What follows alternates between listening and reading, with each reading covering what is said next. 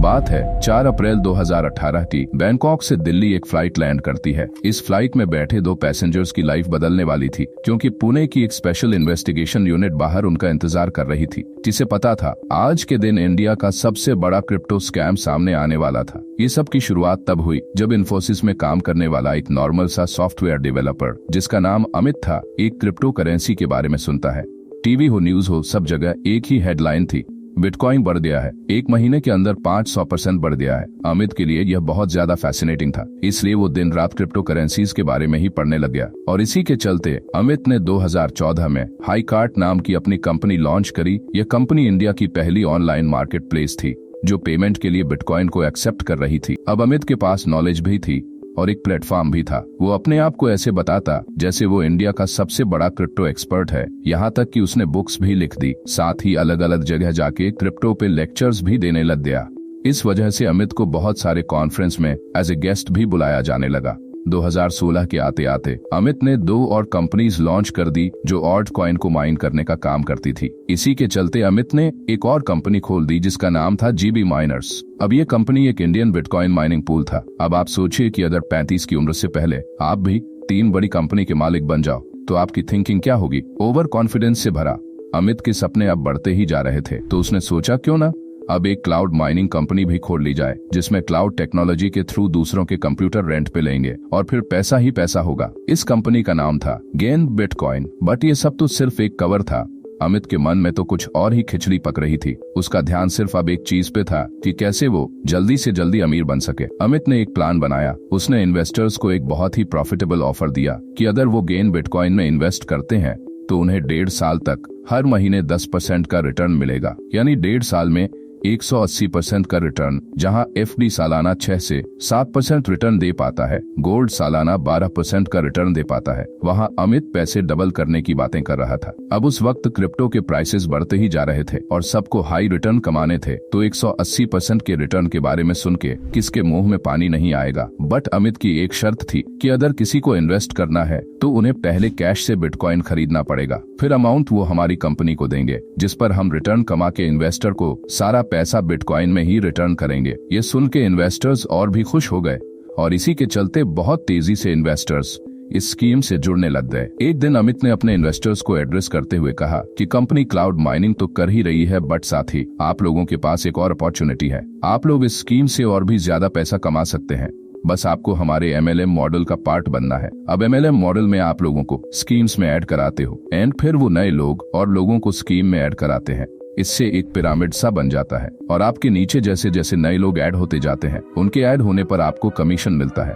यह सुन के लोग अपने जान पहचान वालों को भी स्कीम में ऐड कराने लग गए। बट 2017 के आते आते अमित के सामने एक नई प्रॉब्लम आके खड़ी हो गई। अब नए इन्वेस्टर स्कीम में ज्वाइन ही नहीं हो रहे थे। इसके चलते पुराने इन्वेस्टर्स को जो रिटर्न देना था वो अमित दे नहीं पा रहा था। अब आपके मन में एक सवाल आ रहा होगा कि कंपनी तो बिटकॉइन माइन करके पैसा कमाती है।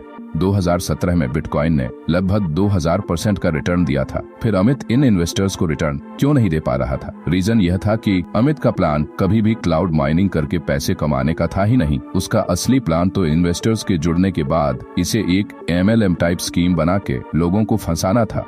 यह पूरी चीज एक पोंजी स्कीम थी।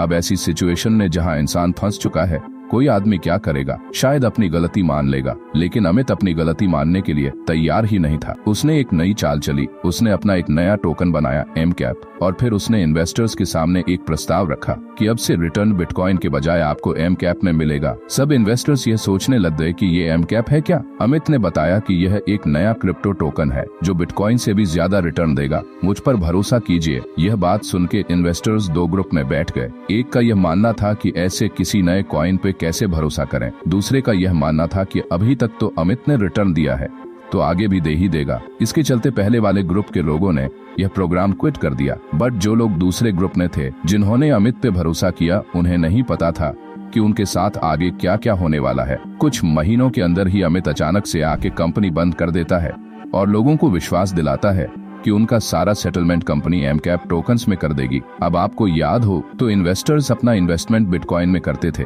जिसकी रियल वैल्यू थी। अब इतने करोड़ों रुपए के बिटकॉइन खुद के पास होने के बाद एक स्कैमर जनरली भाग जाता है, बट 2017 के खत्म होने से पहले ही अमित इसी स्कीम को अलग नाम से अलग जगह पे फिर से पैकेज करता है। इस स्कीम का इस बार नाम था GB21, बट इस बार एक स्लाइड सा चेंज था। इन्वेस्टमेंट भी MCAP टोकन में ही ली जाएगी एंड रिटर्न भी इन्वेस्टर्स को MCAP टोकन में ही दिया जाएगा। इस बार स्कीम में इन्वेस्ट करने पर 1 साल के अंदर ही 200% का रिटर्न मिलेगा। अमित का कहना था कि आपके पैसे लगाते ही आपको पहले 4 महीने के लिए हर महीने 10% का रिटर्न दिया जाएगा, उसके अगले 4 महीने तक हर महीने 15% का रिटर्न दिया जाएगा एंड लास्ट के 4 मंथ में हर महीने 25% का रिटर्न दिया जाएगा। पिछली बार की गलतियों से सीखते हुए इस बार अमित ने बहुत सारी डिफरेंट कंपनीज क्रिएट की थी, अलग अलग वेबसाइट्स बनाई थी और ये सारी कंपनीज और सारी वेबसाइट एक कंपनी से लिंक करती थी जिसका नाम था वेरिएबल टेक प्राइवेट लिमिटेड। आपको जान के हैरानी होगी कि इन सब में अमित की पूरी फैमिली शामिल थी। अमित ने अपना बेस दुबई शिफ्ट कर लिया और इंडिया के ऑपरेशन संभालने के लिए कुछ लोगों को हायर कर लिया। इस पूरे आइडिया के पीछे का मेन लॉजिक था कि इन्वेस्टर्स के पैसों से MCAP खरीदवा के आर्टिफिशियली MCAP की वैल्यू इंक्रीज करो। लेकिन इस बार अमित का लालच उसे फंसाने वाला था। लोग अब पुलिस में कंप्लेन करने लग गए थे, मल्टीपल FIR भी दर्ज हो रही थी। अब पुलिस इन्वेस्टिगेशन शुरू करती है। इनिशियल इन्वेस्टिगेशन में यह पता चलता है अमित ने इंटरनेशनली बहुत सारी जगहों पर कंपनीज खोल रखी थी। यह चीजें मनी लॉन्ड्रिंग की तरफ भी इशारा कर रही थी। पुलिस ने इसके बाद अमित के टॉप प्रमोटर्स जो इन कंपनियों को इंडिया में चला रहे थे उन पर ध्यान दिया, जिसमें आकाश, काजल और व्यास शामिल थे। इसमें से आकाश तो अलग अलग सिटीज में जाके सेमिनार लेता था जहां वो क्रिप्टो के फायदे बताता एंड लोगों को स्कीम्स में इन्वेस्ट करने के लिए इन्फ्लुएंस करता। एंड फाइनली मार्च 2018 को अमित भारद्वाज को पुणे की पुलिस उसके भाई के साथ दिल्ली एयरपोर्ट पर अरेस्ट कर लेती है। अप्रैल 2019 में हेल्थ रीजन के चलते सुप्रीम कोर्ट अमित को बेल दे देती है। 15 जनवरी 2022 को हार्ट अटैक से अमित की मौत हो जाती है। दिसंबर 2023 में सुप्रीम कोर्ट केस CBI को सौंप देती है। इसी साल यानी 2025 के 25 और 26 फरवरी को CBI 60 से ज्यादा लोकेशन पे रेड करती है, जिसमें 24 crore worth of crypto currencies, multiple crypto wallets, documents, laptop seize करती है। ED भी इस केस में prevention under money laundering act के तहत इन्वेस्टिगेशन कर रही है। ED के अकॉर्डिंग यह स्कैम 80,000 से ज्यादा बिटकॉइन का है। इसकी वैल्यू लगभग 6,600 करोड़ मानी जा रही है। इस पूरे कांड में 1 लाख से ज्यादा लोगों को नुकसान पहुंचा है। MCAP टोकन की आज वैल्यू 90% से भी ज्यादा गिर चुकी है। क्रिप्टो करेंसी स्कैमर्स का नया अड्डा बनते जा रहा है। जब कोई भी नई चीज आती है तो वह हेविली रेगुलेटेड नहीं होती और उसके बारे में लोगों को ज्यादा इन्फॉर्मेशन नहीं होती और इसी चीज का फायदा यह स्कैमर्स उठाते हैं। इसलिए मैं यूज करता हूँ FIU सर्टिफाइड डेल्टा एक्सचेंज, जहां आप इजिली ट्रेड कर सकते हैं।